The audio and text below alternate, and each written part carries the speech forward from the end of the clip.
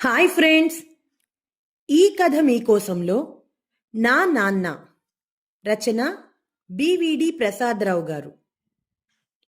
ఏమిటమ్మా, ఆయన మరీ కటువైపోతున్నాడు అన్నాను. ఆయన ఎవరు అని విస్మయమైంది అమ్మ. అదే నీ ఆయన అని చెప్పాను. ఒరే, ఆ పెడసరమేమిటిరా, నాన్న అనవచ్చుగా అని కసిరింది అమ్మ. ఏమోనమ్మా, ఆయన అలా అనిపించడం లేదు. నా పాలిట విలన్లా కనిపిస్తున్నాడు అని చెప్పాను. చాలే, నోరు అదుపులో పెట్టుకో. ఆయన నీ నాన్న. నీ మేలు కోరడమే తప్ప ఆయనకి నీ మీద ఏమీ లేదు అనేసింది అమ్మ. అవునులే, నీ ఆయన్ని ఎప్పుడు వెనకేసుకొస్తావుగా అని గుణిశాను. నా పేరు కుమార్. 10th చదువుతున్నాను. చూస్తున్నానుగా, చిన్నప్పటి నుండి ఆయన అదే చెప్పాలి కనుక చెప్తున్నాను. నాన్న నా పట్ల మొదటి నుండి చాలా కఠినంగా వ్యవహరిస్తున్నారు. నా ప్రతి పనిని పట్టి పట్టి చూస్తుంటాడు. అలాగని తిడతాడా అంటే లేదు, కొడతాడా అంటే లేదు. మార్కులు బాగా తెచ్చుకుంటున్నా ఏం పట్టనట్టు ప్రోగ్రెస్ కార్డు మీద సంతకం పెట్టేస్తాడు. బాగా చదవాలి, పరీక్ష తప్పితే నా కోపం ఏమిటో మరింత తెలుస్తుంది అని మాత్రం అనేస్తాడు. అది నాతో కాదు, అమ్మతో చెప్పిస్తాడు. చెప్తే నమ్మరు కానీ చాక్లెట్ కాదు కదా, చిన్న తీపి బిళ్ళ నాకు ఇప్పటికీ ఇచ్చింది లేదు. అమ్మే లేకపోతే ఈ నాన్నతో ఉండేది పరమ కష్టం. అమ్మో, తలుచుకుంటేనే భయమేస్తుంది. అమ్మ నన్ను బాగా చూస్తుంది, కానీ నాన్న గురించి కంప్లైంట్ ఇస్తే మాత్రం చిందులు వేసేస్తుంది. వద్దనుకుంటూనే భరించలేనప్పుడు అమ్మతో నాన్న గురించి మాట్లాడేస్తాను. అదే ఇకపై మానుకోవాలి. లేదంటే అమ్మ తప్పక నాన్న పార్టీ అయిపోతుంది. అమ్మో, అలా అయితే నాకు కష్టమే. సుధామ రావడంతో నేను తేరుకున్నాను. సుధామ నా క్లాస్మేట్. అమ్మా, ఆటకి వెళ్ళొస్తాను, తలుపు వేసుకో, గుమ్మం నుండే కేకేశాను. సరే, నాన్న రాకముందు వచ్చేయ్ అరిచింది అమ్మ లోపల నుండే. చిర్రెత్తిపోయింది నాకు. ఛ, ఈ నాన్న ఒకడు టెన్షన్గా ఆఫీస్ నుండి 6 అయ్యేసరికి ఇంట్లో వాలిపోతాడు. వీధి చివరి ఉన్న గ్రౌండ్లోకి చేరాను సుధామతో కలిసి. అక్కడ మా తోటి గుంపులో చేరిపోయాను. క్రికెట్ ఆడుకుంటున్నాం మేము. ఆటలో పడి టైం గమనించలేదు కానీ గుడ్ గుడ్ గుడ్ మన్న బైక్ శబ్దంతో ఒక్కసారి జల్దుకున్నాను. అది నాన్న బండి మా వీధిలోకి వెళ్తోంది. ఆట ఆపేసి నేను ఇంటికి పరుగుపెట్టాను. పాపం, వీడి నాన్న వచ్చేశాడ్రా, నా ఫ్రెండ్ మాటలు వెనక నుండి నాకు వినిపించాయి. ఛ, నాన్న నాన్న అనుకున్నాను కసిగా. నాన్న అరుగు మీద బండి పెడుతున్నాడు. నేను ఇంట్లోకి పరుగు తీసేశాను. అప్పటికే చెల్లి వరండాలో పుస్తకం పట్టుకుని చదివేస్తోంది. నేను గబగబా పుస్తకాలు తీసుకుని వచ్చి దాని పక్కనే నేల మీద చతికిలి పడ్డాను. నాన్న మమ్మల్ని దాటుకొని లోపలికి వెళ్ళిపోయాడు. కొంతసేపు తర్వాత నాన్న వచ్చి మా దగ్గరగా కుర్చీలో కూర్చున్నాడు. అమ్మ కాఫీ తెచ్చి నాన్నకు అందించింది. అమ్మ నన్నే చూస్తుంది. నేను చూశాను. ఏం తల్లి, ఈరోజు స్కూల్ సంగతులేమిటి? నాన్న అడిగాడు చెల్లిని చూస్తూ. నాన్న బాగా నవ్వుతున్నాడు. నేను చూశాను. ఛ, నన్ను ఒక్కసారి కూడా ఇలా అడిగాడా? ఏమిటో ఇతను. చెల్లి నాన్న మాట్లాడుకుంటున్నారు. ఏమిటీనా? నాన్నని అడగలేకపోయాను. అమ్మని అడిగితే చెప్పదు. నాకేమిటి ఘోరం? ఒక్కొక్కసారి అనిపిస్తుంది తెగించి నాన్నని నిలదీసేయాలని. కాని నాన్నని చూసేసరికి నోరు పెగలదు. అయ్యో, ఏమిట్రా నాకీ కష్టం! అమ్మ అప్పటికే అక్కడి నుండి వెళ్ళిపోయింది. చెల్లి నాన్న నవ్వేసుకుంటూ మాట్లాడేసుకుంటున్నారు. నేను ఆపుకోలేక, చదువుకుంటున్నానా, నవ్వు ఆపు అన్నాను చెల్లినే చూస్తూ.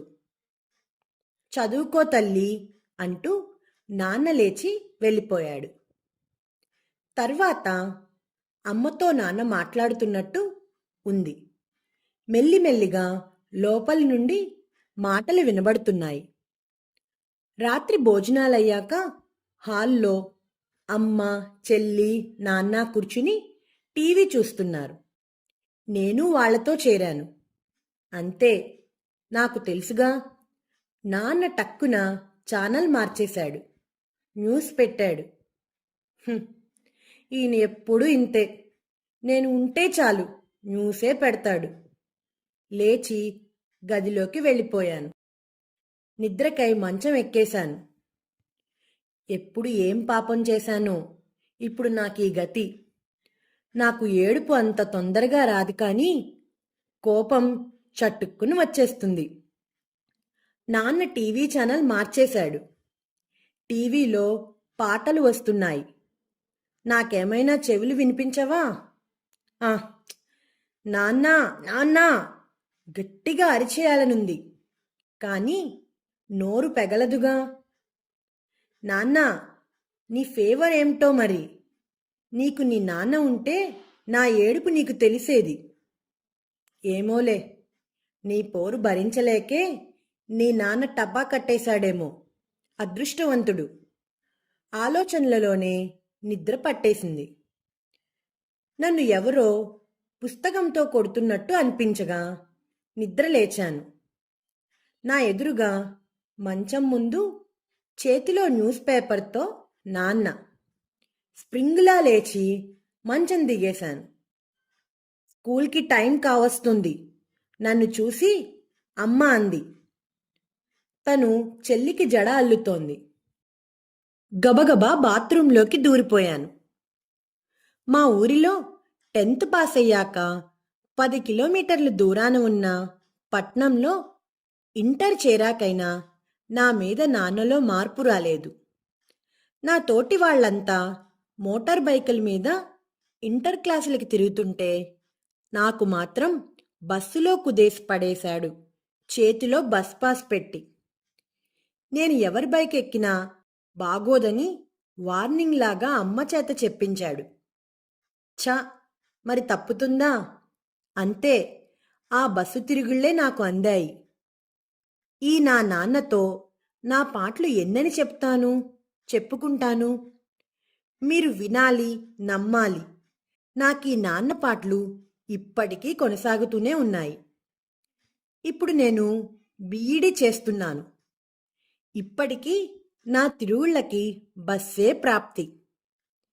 నాన్న తీరు మారలేదు, నా పాటలు ఆగలేదు. నవ్వకండి, మీకు నవ్వులాటగా ఉందా నా వరస? మీ నాన్న నా నాన్న లాంటి నాన్న కాదుగా, అందుకే నన్ను చూసి నవ్వేస్తున్నారు కదూ. అబ్బో, వద్దురా నాయనో, నా నాన్న లాంటి నాన్న మరెవరికీ వద్దు. అలవాటు పడిపోయిన జీవిని కనుక ముక్కుతూ మూలుగుతూ నా చదువును కొనసాగించుకుంటున్నాను. చెల్లి ఇంటర్లో జాయిన్ అయింది. అమ్మో, ఇక్కడే నాన్న బాగోతం చెప్పాలి, మీరు విని తీరాలి. చెల్లికి నాన్న స్కూటీ కొనిచ్చేశాడు, సెల్ ఫోన్ కూడా.